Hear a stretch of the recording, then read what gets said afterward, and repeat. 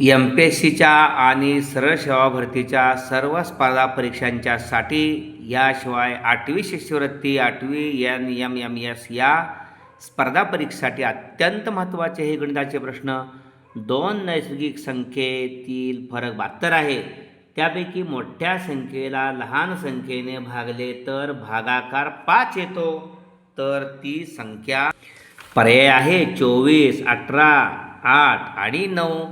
या ठिकाणी मोठी संख्या आपण x मानली, लहान संख्या y मानली. 2 संख्यामधला फरक 72 आहे. ही मोठी संख्या आहे आणि मोठ्या संख्येला लहान संख्येनं भागले की भागाकार 5 येतो. म्हणून या समीकरणावरून x बरोबर हे भागिले y आहे ते 5ला गुणिले गेले. x बरोबर 5y. ही xची किंमत 5y या समीकरणामध्ये घालू. 5y वजा y बरोबर 72. 5y मध्ये 1y गेला 4y बरोबर 72.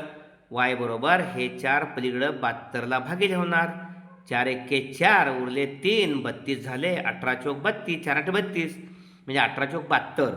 y बरोबर 18 म्हणजे y ही लहान संख्या आहे.